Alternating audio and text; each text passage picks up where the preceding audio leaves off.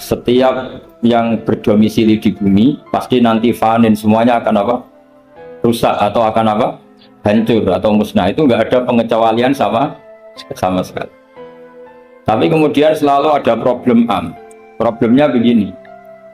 Ada hal-hal yang oleh eksplisit ya, bukan sekedar implisit. Eksplisitnya nas itu dikecualikan. Nah, pengecualian itu bisa secara makna maupun secara mafhum. Misalnya begini, kamu punya aturan siapa saja gak boleh masuk rumah ini. Yaitu kalau satpam kamu itu pinter, tentu otomatis tidak memasukkan aturan itu tidak termasuk untuk istri dan anak.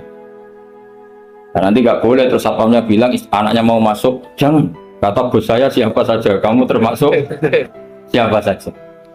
Atau contoh paling gampang itu istri sedang baik-baiknya ngomong sama suaminya, Mas, nah ingin apa rembuk sama saya, ingin apa saja rembuk sama saya. Ternyata, oh ya, ternyata rembukannya saya ingin poligami. Wah, itu apa saja yang jadi masalah. Padahal kalimatnya kalau ingin apa saja rembuk dengan saya. Kira-kira kalau inginnya seperti itu, kira-kira masalah apa enggak? Geger kan? Nah itu termasuk apa saja apa enggak? Apa saja. Cuma yang itu jangan. Nah itu ada analisis ulama, sehingga analisis ulama itu mengatakan begini, fama min amin illa wa yatakhayyalu fihi takhsisu. Saya ulang lagi ya, fama min amin illa wa yatakhayyalu fihi takhsisu. Gak ada lafadz am kecuali kebayang ada taksisnya, kebayang ada pengkhususan. Karena ya otomatis kayak tadi misalnya sampai tak bilangin siapa saja nggak boleh masuk rumah saya. Tentu itu ada koridor hukum baik yang difahami secara implisit maupun secara tatanan sosial, bahwa itu tentu maksudnya itu orang lain. Jadi kalau gurunya, orang tuanya, anaknya, istrinya tidak akan masuk kaidah itu. Misalnya ya ayyuhalladzina amanu la tadkhulu buyutan nabiyyi illa yudana lakum. Wahai orang-orang yang beriman, jangan masuk rumahnya Nabi kecuali dapat izin. Tentu ayat itu bukan untuk Sayyidah Aisyah, bukan untuk Hasan Husain, bukan untuk Sayyidina Ali, bukan untuk Sayyidah Fatimah, karena mereka orang-orang yang otomatis boleh keluar apa? Makanya itu nggak gampang ya, menyimpulkan hukum dari Al-Quran nggak gampang. Misalnya gini, wa ahallallahu bai'a, Allah menghalalkan jual beli. Tentu nggak pernah kebayang termasuk di situ adalah jual beli narkoba, jual beli yang menipu, jual beli yang merugikan orang. Jual beli ini contoh yang parah lagi ini, provokator ini, jual beli komedor. Nah, tidak bisa kamu nerjemah gini, Allah menghalalkan jual beli apa saja, karena apa saja ini bahaya untuk kasus-kasus yang diharamkan Allah SWT. Nah, pengecualiannya gimana caranya? Imma pengecualian cara berpikir gini, yang dihalalkan Allah pasti yang jadi terjemahnya Allah menghalalkan jual beli yang jadi makanya disebut di sini fama min amin illa wa yatakhayyalu fi takhsis. Tidak ada am kecuali prakteknya tetap ada takhsis. Misalnya gini, as-sholatu khairun mawdu'un fa'aksir aw aqilla. Sholat itu selalu baik, maka silakan kamu memperbanyak sholat atau pas-pasan aw aqilla. Ini sholat sunnah. Tentu itu mengecualikan sholat setelah subuh sampai matahari terbit dan setelah asar sampai matahari terbenam. Padahal itu juga sholat, tapi dikecualikan dari yang disyariat, Misalnya Nabi zaman Sugeng sering ngendikan kamu boleh sholat di belakang siapa saja yang muslim. Tentu mengecualikan nggak boleh seorang perempuan imami seorang laki-laki. Padahal perempuan juga orang muslimah. Maka di sini ada trauma ya, ada trauma dari ulama sampai nggak mau belajar kaidah. Cari hukum-hukum yang detail, ibarat pasal-pasal kenegaraan ya sampai detail-detail ayatnya, penjelasannya. Karena kalau kaidah umum itu pasti repot. Misalnya sampai mengartikan Pancasila, sila ketiga itu persatuan Indonesia. Kan katanya harus sama, pilihan presidennya harus sama, karena kalau beda namanya tidak persatuan. Ya tidak bisa seperti itu, karena kalimat itu pasti bias. Nah, makanya fama min amin illa wa yatakhayyalu fihi takhsisu. Tidak ada am kecuali ada taksis. Di sini dicontohkan hurrimat alaikumul maita, diharamkan pada kalian makan bangkai. Kamu tahu maknanya bangkai? Bangkai adalah hewan yang mati tanpa didakatin syar'iyyin, apa? Tanpa penyembelihan secara syar'i. Ada nggak pengecualinya? Ada. Ikan laut. Ikan laut itu kan matinya tidak karena disembelih. Halal apa enggak? Halal. Artinya kata hurrimat alaikumul maita, diharamkan pada kalian apa? Bangkai, ternyata ada pengecualian, yaitu as-samaku wal jarad, belalang dan apa? Dan ikan laut. Itu masih banyak lagi. Makanya terus dibabkan faslun fi amihi wa khosihi, bab menerangkan ayat atau qaulullah yang am, yang umum, dan yang khos, yang khusus. Nah, untuk memastikan itu ya mau tidak mau harus belajar. Kalau nggak belajar nggak bisa, yang ikuti ulama. Biasanya ya nggak mau belajar, nggak mau ikut ulama, itu yang jadi masalah. Nah, ikut juga gengsi. Apalagi yang diikuti buku sebelah, biasanya masalah. Nggak boleh dalam ilmu Quran, nggak boleh seperti itu. Sebab itu bab ini diteruskan oleh Imam Suyuti fi mujmalihi wa mubayyinihi. Ayat yang mujmal dan mubayyinnya, penjelas dari mujmal itu. Misalnya begini, yang dikatakan puasa itu apa coba? Nah, ini latihan jadi ahli fikih. Yang dikatakan puasa itu apa? Menahan. Umumnya orang kan menahan lapar dan minum dari fajar sotik menjadi sampai terbenamnya matahari. Nah, sekarang pertanyaannya, kalimat menapa? Lapar dan haus itu maknanya itu kan sebetulnya masih salah. Redaksi itu salah. Karena juga nggak boleh hubungan intim, nggak boleh memasukkan apa saja ke lubang dan sebagainya dan sebagainya. Terus lalu batasannya sampai matahari terbenam. Ada beberapa daerah yang terbenamnya matahari itu tidak wajar. Sampai misalnya siangnya itu 22 jam. Atau kebalikannya, nggak ada matahari terbit, nggak ada matahari tenggelam, kayak di kutub. Jika saya berkali-kali bilang, ulama Indonesia itu kenapa alim, itu ya diantara faktornya itu ada unsur kebetulan. Jika dia katakan hoax. Coba kalau kamu jadi ulama di kutub, terus cerita, baca takrib bisa. Awal waktu sholat subuh itu dimulai dari tulul fajri sodik sampai terbitnya matahari. Orang kutub sih tertawa-tawa, mataharinya mana? Waktu zuhur adalah ketika matahari agak tergelincir ke arah barat dari garis tengah. Oh, yang bener aja. Nggak ada matahari kok, semua ukurannya matahari. Sehingga dalam ilmu falak astronomi diterangkan daerah yang nggak diliwati khotul istiwa, kalau dalam bahasa Indonesia disebut katulis istiwa, itu sebenarnya dari ilmu falak Arab namanya khotul istiwa. Khotul itu garis, istiwa itu garis kan. Khotul istiwa jadi bahasa Indonesia istiwa. Kayaknya tidak mungkin lah orang Indonesia pertama ahli falak, dia ahli dulu itu orang Arab karena ilmunya dari Arab. Jadi dari kulaan terus dijadikan bahasa sendiri ya Pak. Katulis seperti Taj Mahal itu sebenarnya dari bahasa Arab mumtaz mahal. Mumtaz itu spesial, mahal itu tempat. Bahasa Indonesia jadi apa? Taj Mahal itu semua biasa. Tak terangkan karena kita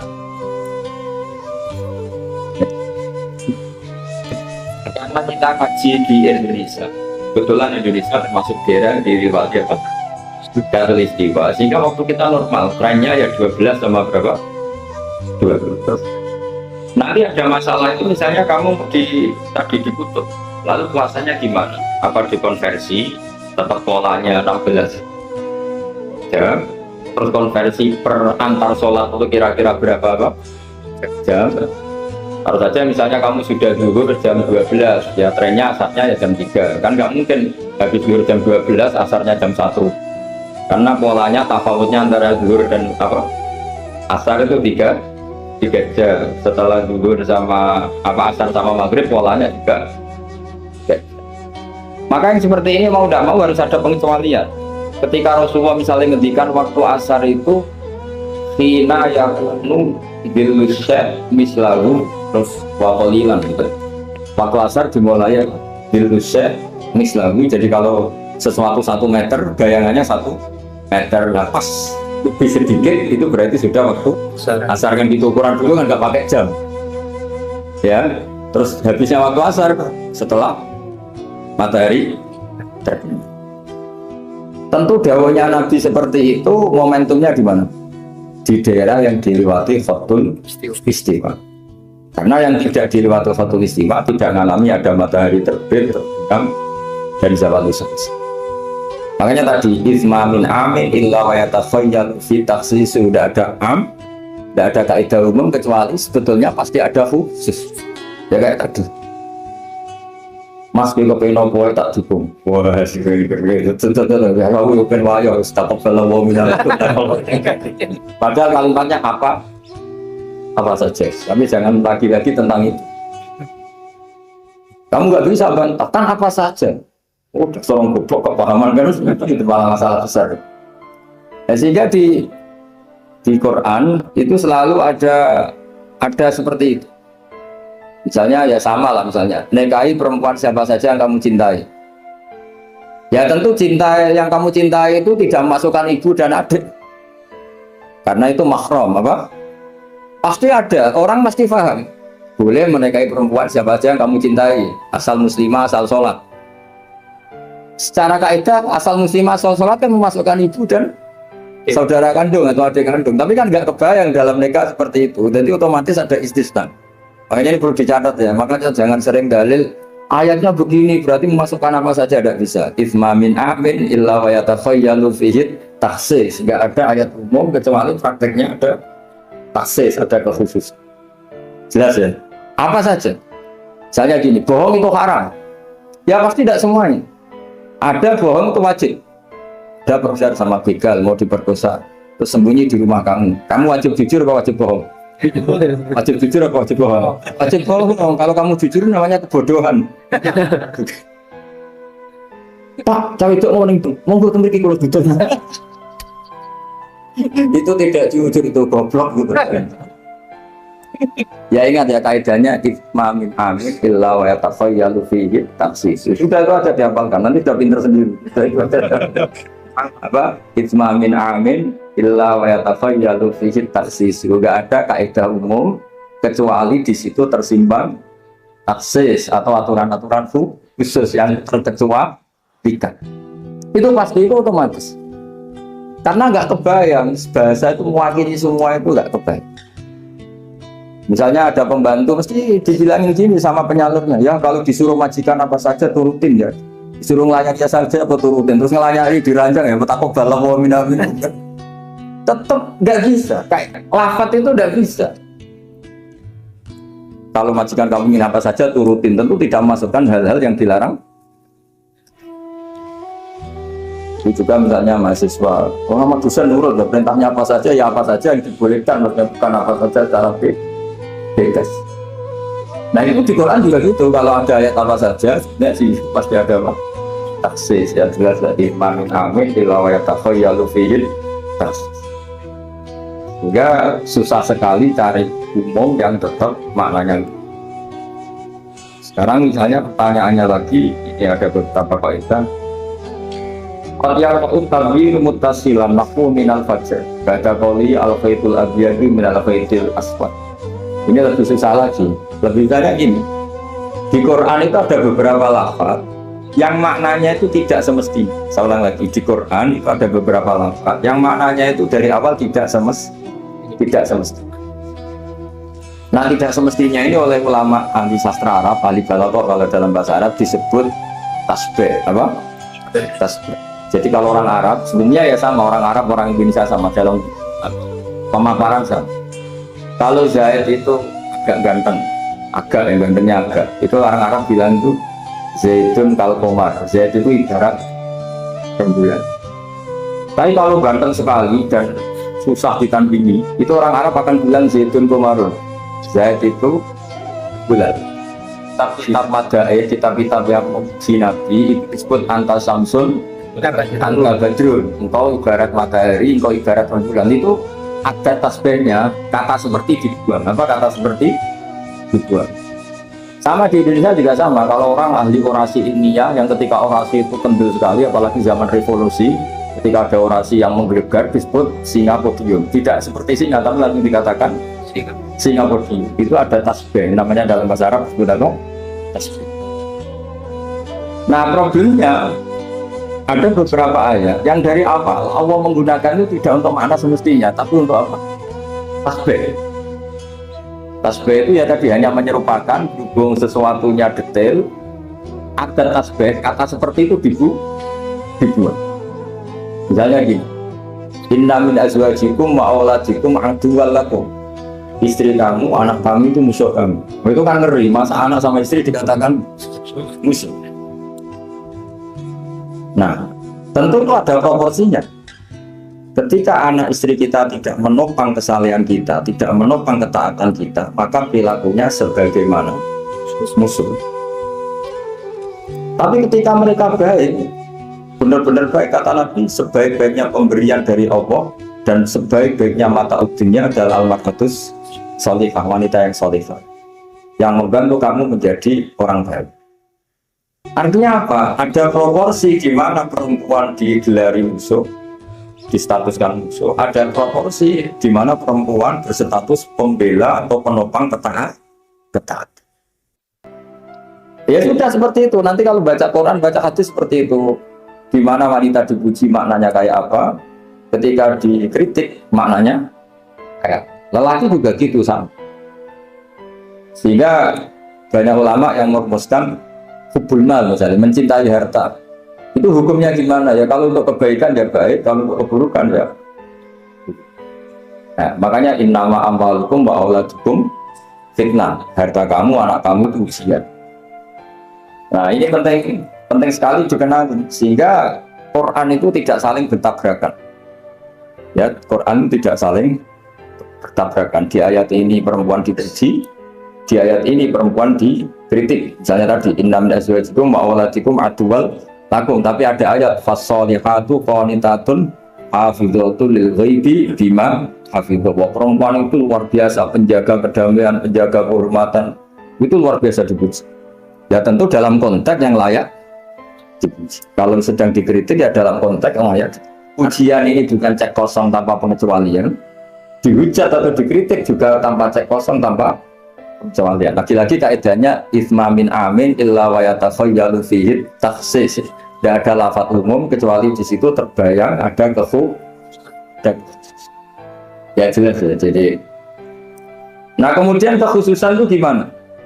Kalau dalam ilmu fikih disebut menghilangkan masodak. Masodak itu pokoknya ini tak pakai bahasa asli ya, biar nanti habis ngaji itu keren. Ini pasti pakai bahasa asli yang di usul fikih. Masodak itu satu nama yang mencakup sesuai kriteria definitif lah kalau dalam bahasa inteleknya. Misalnya gini, ini coba pegangin. Ini yang dikatakan tangan ini sampai ini kan. Ini semuanya tangan. Nah ini namanya mujmal. Kata Rasulullah misalnya kalau kamu wudu, basuhlah tangan kamu. Tapi secara sanad kita sampai Rasulullah basuh tangan itu sampai sini saja. Ya kan? Itu di bab wudu sampai siku saja. Tapi sikunya tuh basuh kan. Jelas ya. Padahal ini juga kan. Tapi di bab qatu yadis sarik, di bab memotong tangannya pencuri, wasariqu wasariqatu faqta'u aydihuma. Orang kalau mencuri dalam ajaran Islam atau negara Islam dipotong tangan. Segini apa hanya segini? Sampai gelang kaki ya, apa mata ini pergelangan apa sampai sini? Pergelangan. Padahal kalimatnya ya faqta'u aydihuma, maka potonglah tangannya. Tapi ternyata di bab potong tangannya pencuri di negara Islam hanya pergelangan, tapi di wudu sampai sini. Lalu kalau mau tanya ukurannya apa, Gus? Ya ukurannya ngaji tadi. Ukurannya ngaji mah nggak bisa dijelaskan. Kalau nggak paham jangan protes terus akhir. Ya sudah seperti itu. Apalagi misalnya di Quran disebut jika kamu takhallul dari haji maupun umrah, mukhallikina rusakum, itu lafadznya mukhallikina rusakum, memotong kepala. Masa setelah haji dibantai kan? Nah itu ruus di situ itu dengan makna apa? Rambut. Lalu pertanyaannya, harus semua apa sebagian? Nah itu kan masalah. Nah itu namanya mujmal yang umum, maksudnya kalau dalam bahasa Arab. Kemudian kita mencari-cari sanad. Seolah kita mencari-cari sanad sampai Rasulullah, dulu beliau maknanya kayak ternyata Rasulullah kalau tahallul ada yang gundul, pelontos, didoakan sampai 3 kali, Allah marhamil muhallikin, sahabat pada usul wal muqassirin ya Rasulullah, masyhur itu kan, ya Allah semoga orang yang cukur gundul engkau beri rahmat yang banyak. Sahabat yang nggak mau gundul usul wal muqassirin, juga yang cukur apa? Pendek. Nabi masih ngulang lagi, Allah marhamil muhallikin.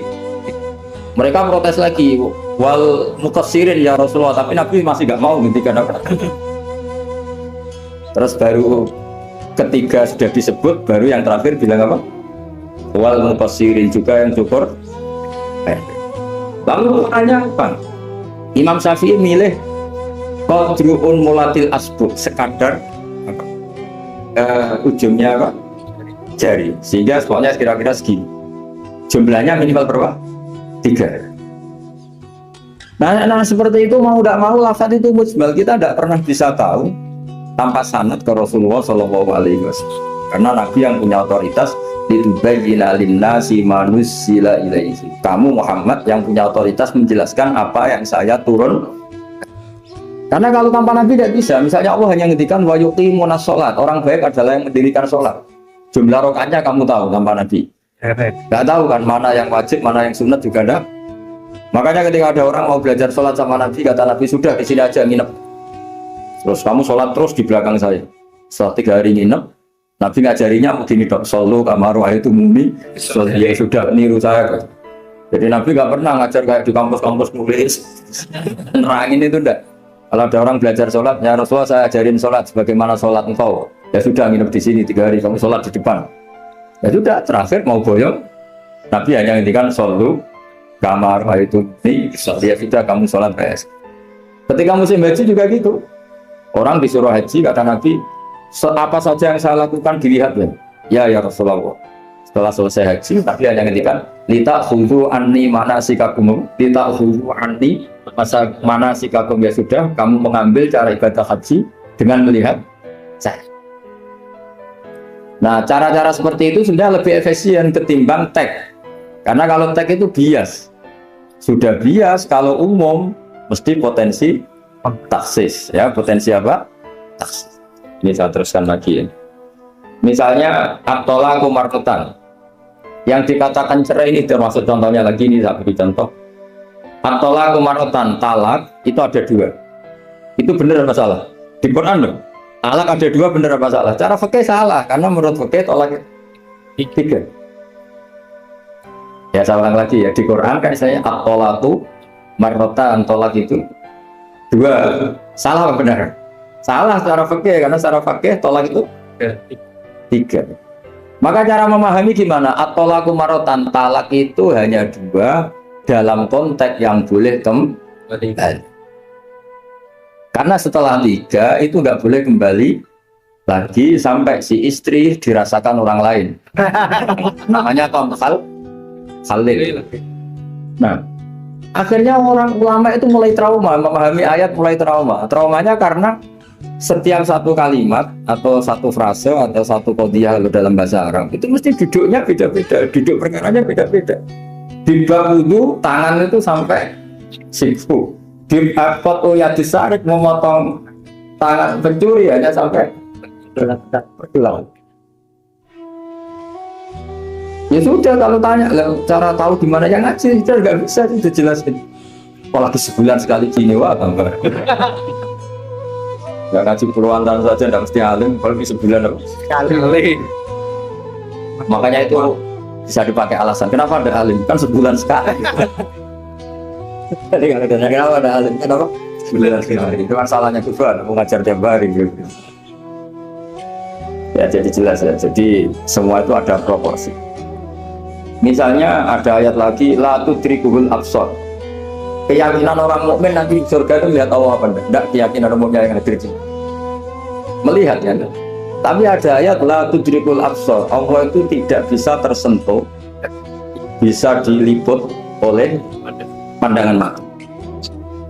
Padahal di sebagian ayat wujuhu yauma idzin nadhirah ila rabbiha nadhirah, orang-orang baik adalah wajahnya bersinar. Nadhir itu maknanya bersinar pakai dot, ila rabbiha nadhirah, dan wajah-wajah itu nanti melihat Allah. Akhirnya yang pakai dot ya. Jadi kalau pakai dot itu apa? Bersinar. Wujuhu yauma idzin nadhirah, terus ila rabbiha nadhirah. Akhirnya ulama cara berpikir gini, la tudrikul absar wa huwa yudrikul absar wa huwal latiful khabir. Meskipun kita melihat Allah itu tidak mungkin ikhata itu terus paham detail. Ya, paham apa? Detail. Karena bagaimanapun Allah itu qadim itu lain takaynya, gak kebayang. Apapun hebatnya kita, perangkat kita ini semuanya profan, semuanya hadis. Sementara Allah adalah zat yang tidak terbang. Sehingga ya sudah, kita tidak akan melihat secara utuh, secara sempurna sampai kita paham. Tapi seperti itu sudah bisa dikatakan melihat. Paham ya? Misalnya Anda melihat Merapi dari jauh, sudah bisa dikatakan melihat. Tapi jangan disuruh detail, pohonnya apa saja. Berapa ribu? Nah itu kan nggak ngerti itu. Jadi laku tribul absor ada makna khususnya, yaitu sampai menguasai, sampai memahami. Ila rabbiha nadhirah, ya melihatnya sampai apa sih kira-kira? Ya sudah seperti itu. Makanya semua kalimat ketika semua ulama, semua kalimat itu proporsional. Kamu bilang mencintai istri, sama ibu ya bilang mencintai, sama teman yang kamu tahu yang mencintai. Lalu makna mencintai itu gimana tuh Pak? Mencintai ibu ada maknanya sendiri, mencintai istri ada maknanya sendiri, mencintai simpanan yang repot. Itu maknanya juga sendiri lagi. Mencintai teman sendiri lagi. Mencintai uang maknanya ya semuanya dengan kata mencintai. Misalnya orang mukmin disebut walladzina amanu asyaddu hubbalillah, orang mukmin itu sangat mencintai. Kalau mencintai Allah itu dengan mencintai manusia itu beda, aturannya juga beda. Kata para ulama, kalau Allah itu suka kalau dimintai. Tapi kalau kamu mencintai seseorang, kamu sering minta, wah itu taqabbalallahu minna. Jadi Allah itu suka Allahu yaghdabu in tarakta su'alahu wa banu adam yaghdab. Jadi Allahu yaghdabu in tarakta su'alahu. Allah justru tersinggung kalau orang yang mencintai dia kemudian tidak sering-sering minta. Kalau Bani Adam semakin sering dimintain malah nafsu ya, malah tersinggung, malah capek. Jadi sama-sama kalimatnya juga mencintai. Nah bayangkan Quran itu seperti itu. Min awali hatta akhiri, lafaz ini semua proporsional. Semua itu proporsional. Sehingga cara maknanya gimana ya tadi? Ada am, ada khos, ada mujmal, ada muqayyad. Makanya kita akan selalu berdebat, misalnya ya selalu berdebat. Madhab kiblat itu sebetulnya harus persis sama ya tadi seperti ngaji saya kemarin. Kalau dalam konteks Indonesia asal kelihatan ke barat ya sudah kecelok madhab apa?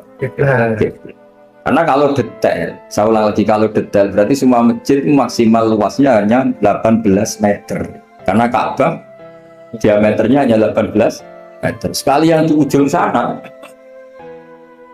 pasti melencengnya jauh. Jangan-jangan yang melenceng pas imamnya malah. Karena kalau Ka'bah 18 meter yang ujung sana berarti imam yang di sini bisa sampai Ethiopia ya kan? Nah, itu kalau harus detail juga Ka'bah orang sholat harus cekung. Nah kalau cekung bisa menuju ke satu titik. Di mana ada ajaran masjid tahu? Cekung. Maka seperti itu dari awal Allah tidak menghentikan Ka'bah. Fa'ali majaka syatrul masjidil haram. Syatra itu nahwa. Ya sudah, yang penting kamu menghadap ke arah masjid haram, bukan ke ainal masjidil haram yang detail. Jadi satro itu nahwa itu ya pokoknya ke sana. Nah itu yang dimaksud yuridu bikumul yusra wala yuridu bikumul usra. Agama ini gampang, kenapa jangan kayak birokrat tertentu, kalau bisa sulit kenapa dipermudah? Karena banyak kepentingannya loh. Ya terus saya teruskan lagi. Ini contoh-contoh. La ukhidlat lakum bahimatul an'ami illa ma yusla alaikum. Dan lagi wa aufu bi ahdi ufi bi ahdikum. Ini contoh-contoh yang disebut oleh Imam Suyuti. Walillahi 'alam nasi hijjul bait. Maksud beliau dengan contoh-contoh itu begini ya. Misalnya kuluman alehafan, semua ini kalau kiamat nanti rusak semua. Pertanyaannya gini, terus lalu panitia kiamatnya gimana? Misalnya Israfil yang masuk jadi panitia kiamat itu kan Israfil kan sekarang sudah pegang apa? Trompet. Kalau trompet pertama malam tuh guncang, terus trompetnya ceblok, baru separuh itu terus gak jadi kiamat. Maka ulama mikir ini dia ya sudah lah, kecuali panitianya gitu. Karena kalau ini panitianya ikut boleh, apalagi kuat trompet sama mana ini belum selesai kiamat kalau sudah apa jatuh. Bisa dibayangkan kan kalau niupnya dari atas jatuhnya di Kaliurang. Dan itu dekat Mbak Marican susah nyarinya. Makanya ulangkan kuluman aliyafan itu ada pengecualiannya. Misalnya kecuali panitia. Ya. Sehingga di Quran itu ada pembenaran pengecualian itu, yaitu ada ayat wa yahmilu arsya rabbika fawqahum yauma idzin samaniyah. Jadi wa yahmilu lan nggawa arsya rabbika arase pangeran sih. Fawqahum kang pangeran sak dhuwure para malaikat. Sapa samaniyatun malaikat wa. Jadi ketika kiamat dahsyat itu masih ada malaikat 8 yang masih happy, masih santai saja. Karena dia panitia. Ini kalau sampai makanya masyhur. Ya, itu kan jadi yauma idzin wa yahmilu arsy rabbika fawqahum yauma idzin. Di hari kiamat itu ada malaikat yang masih gak rusak, yaitu termasuk 8 malaikat panitia. Ya. Maka Israel itu semoga ikut ngaji di sini Israel itu. Israel itu kacaunya itu dia tahunya itu terlambat Mesir. Setelah orang mati semua nanti di kiamat, kamu sudah tidak tahu sudah mati. Ini saya tahu ya di kitab. Sudah mati semua, aku tanya, sudah mati semua? Sudah Gusti. Sudah semua, sudah. Masih satu. Mana Gusti tak coplok nyawa nih? Kamu enggak? Wah, setelah itu Israel itu sudah cabut sendiri nyawa kamu. Itu kesakitannya Mas. Tapi dia sekarang belum tahu kalau itu sakit, belum tahu sekarang. Makanya semoga dengarin supaya tahu. Orang sakit, gimana sakit Gusti, sakit. Terus Israel bilang gini, kalau saja saya tahu kalau dicabut nyawa itu sakit, saya tidak main coba. Ternyata sakit. Pakai cara apa saja. Jadi tapi dia itu nyesalnya nanti. Sekarang belum tahu, makanya terus masih main sakit aja. Jadi malaikat Israel ya itu tadi. Maka tetap ada pengecualian. Karena kalau nggak ada pengecualian kita kiamat semuanya rusak lalu. Nah terus ulama menambahkan lagi surga dan neraka. Surga dan neraka itu juga termasuk ketika kiamat nggak ikut rusak. Karena kalau rusak, lalu nanti orang-orang ini kampung gimana? Kamu tahu kan para nabi sekarang posisinya di mana? Surga. Para syuhada kalau ini ikut rusak, konstruksinya kan kacau semua. Jadi para syuhada, utamanya para nabi kan dijamin sudah di surga sekarang, enak-enakan, serba nikmat. Kemudian ada kiamat, gempa hancur lagi. Berarti kalimat surga enak-enakan kan keliru. Maka ada pengecualian lagi, termasuk surga dan itu fama min amin illa wa yatasayyalu fihi khassis. Ya, jadi makanya ini pentingnya ngaji ulumul Quran ya. Bagaimanapun UI itu didirikan para ulama. Mulai dari ulama NU, Muhammadiyah semua. Itu yang mendirikan ya Ki Haji Wahid Hasyim, Mas Mansur dari Muhammadiyah semuanya. Harusnya sekarang selalu punya ulama, harusnya. Kalau tidak bisa harusnya ya akhirnya kontrak ulama lucu kan. Ulama kok kontrakan itu kan aneh. Makanya harusnya itu punya kader sendiri. Ini yang guru-guru VAI ini yang wajib. Insya Allah. Ya saya teruskan lagi. Jadi lafaz-lafaz yang butuh penjelasan kayak ihdinas shiratal mustaqim, tunjukkan kami jalan yang tentu butuh penjelasan. Jelasnya pas shiratal ladzina an'amta alaihim, jalan mereka yang telah Engkau beri nikmat. Juga sama walillahi 'alam nasi hijjul bait. Semua manusia diwajibkan Allah haji. Lalu kan tidak mungkin semua manusia punya kemampuan. Akhirnya diberi penjelasan manistato'a ilaihi sabila, yang punya kemampuan kesal. Jadi itu menunjukkan dari sekian kalimat itu, kata Imam Suyuti, pentingnya mengkaji, kalau mengkaji am harus sekaligus mengkaji mukhosisnya yang menentukan kalimat itu. Kalau ngaji mujmal, lafaz yang bias, langsung mengkaji mugayinnya, penjelasannya kayak ini syarat pasal-pasal di KUHP. Kalau belajar pasalnya harus belajar ayat-ayat supaya tahu detail. Kalau enggak ya kayak tadi persatuan Indonesia berarti bikin partai yang berbeda melanggar Pancasila karena silanya persatuan. Oh kacau kalau gitu. Nah kira-kira seperti itu. Lafaz am kalau dipahami liar ya kira-kira kayak seperti itu. Makanya saya berharap jangan mudah menfonis karena tidak segampang itu. Misalnya Nabi sering ngendikan laisa minna man khasyana, tidak termasuk umat orang yang menipu. Ya artinya ketika menipu itu tidak perilaku atau cerminan sebagai umatnya Nabi, tapi ya dalam hal menipunya saja. Tapi kalau dia pas sholat, pas zakat, pas baik, ini cerminan umatnya Nabi. Jadi laisa minna evitil kal khoslah, itu semua ulama menafsirkan evitil kal khoslah.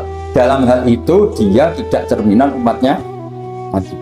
Tapi di hal-hal yang lain cerminan umatnya. Karena tetap wa may ya'mal mithqala dzarratin khairan yarah wa may ya'mal mithqala dzarratin syarran yarah. Yang baik dia baik, berarti cerminan umatnya Nabi.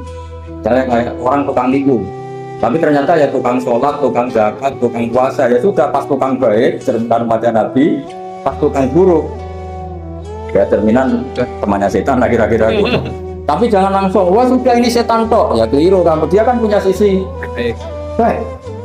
Ya sudah seperti Quran saja, baik ya roh, syarron ya roh, artinya semuanya ada catatannya sendiri. Sama ya amal miskola, sama ya amal miskola dzarratin. Ini saya baca lagi ya. Qala Ibnul Khassar minan nasi man ja'alal mujmal wal mustamil bi iza'i syai'in wahid. Qal was-shawab annal mujmal al-lafdu al-mubham alladhi la yufhamu al-muradu min. Wal mustamil al-lafdu al-waqi' bil waqtil awal.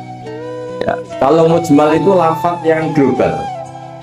Kalau mustamil itu lafaz yang kayak iya kayak tidak. Salam kayak iya kayak tidak. Kayak iya kayak tidak itu imma karena bias, wa imma karena konteks. Saya beri contoh misalnya gini, saya punya pembantu ya, kalau dalam tradisi kiai itu punya anak dalam, terus bilang gini, "Cung tamunya kasih kopi." Ya pagi-pagi ada tamu, saya bilang cung tamunya kasih kopi.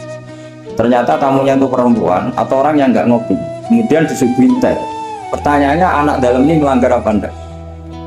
Tidak, karena kata kopi itu sebenarnya mewakili kata alat untuk menghormat tamu. Cuma saya sebagai kiai adalah ilmunya itu kopi. Jika kopi itu bukan ibaratun anil kopi, anil kohwa, tapi ibaratun amma yukri bihid doifa. Itu memang harus ngaji. Seperti itu kalau nggak ngaji nggak bisa.